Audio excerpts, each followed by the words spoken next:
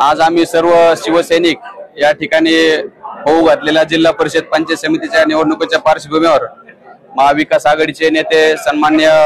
शिवसेना जिल्हा प्रमुख प्राध्यापक शशिकांतजी गाडे सर, लोकनेते खासदार निलेश लंके, प्राजक्त दादा तनपुरे, संपत भोमस्के, त्याचप्रमाणे इतर सर्व ज्येष्ठ मंडळी यांनी या ठिकाणी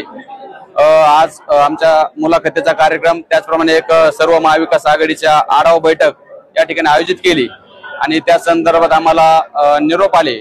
आणि आम्ही आमच्या चुचंडी पाटील गणातील जो गण सर्वसाधारण जागेसाठी खुला झाला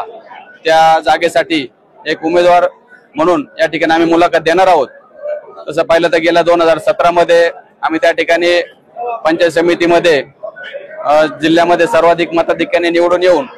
त्या ठिकाणी आमच्या नेते मंडळीने आमच्यावर विश्वास दाखवला आणि पहिले 2.5 वर्ष उपसभापतीपद आणि त्यानंतर सभापतीपद आम्हाला त्या ठिकाणी दिलं। त्या कार्यकाळामध्ये आम्ही निश्चितच अतिशय चांगल्या पद्धतीने काम करण्याचा प्रामाणिक प्रयत्न केला आणि तोच प्रयत्न यापुढील काळामध्ये सुद्धा कायम राहणार आहे। आणि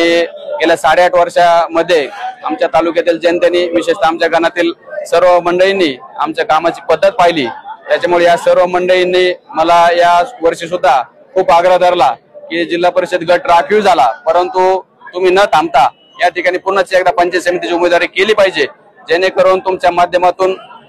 या ठिकाणी या गणातील असेल, तालुक्यातील असेल, सर्वसामान्य जनतेला अतिशय चांगल्या पद्धतीचा लोकाभिमुख कारभार तुमच्या हातून होऊ शकतो आणि त्याच्यामुळे तुम्ही उमेदवारी करणं गरजेचं आहे। आणि या सर्वांच्या जनतेच्या आग्रहा खातर मी पुन्हा एकदा या ठिकाणी आज आमच्या सर्व शिष्टमंडळाला घेऊन, सर्व शिवसैनिक असतील यांनाच घेऊन महाविकास आघाडीच्या नेते मंडळींनी जो मुलाखतीचा कार्यक्रम आयोजित केला त्या कार्यक्रमासाठी मुलाखत देण्यासाठी या सर्व मंडळींना मी घेऊन या ठिकाणी आलो आहे आणि आता आम्ही मुलाखत देणार आहोत। जर या महाविकास आघाडीच्या नेते मंडळींना वाटलं जर हा कार्यकर्ता योग्य काम करू शकतो, यापूर्वी मागील काळामध्ये सुद्धा यांनी चांगलं काम केलं आहे आणि भविष्य काळात सुद्धा त्यांना जर संधी दिली तर हे सर्वसामान्य जनतेची सेवा करू शकतो असं जर त्यांना वाटलं तर आम्ही उमेदवारी करण्यासाठी त्या ठिकाणी निश्चित इच्छुक आहोत आणि अतिशय चांगल्या पद्धतीचं काम या पुढील काळामध्ये सुद्धा करू असं आश्वासन मी या नेते मंडळाला देणार आहे। आणि जर त्यांनी विश्वास दाखवला तर या तालुक्यातच नव्हे तर संपूर्ण जिल्ह्यामध्ये सर्वाधिक मताधिक्याने निवडून येण्याचा विक्रम सुद्धा करण्याचा मानस आमचा या ठिकाणी आहे। आणि सर्व मंडळींनी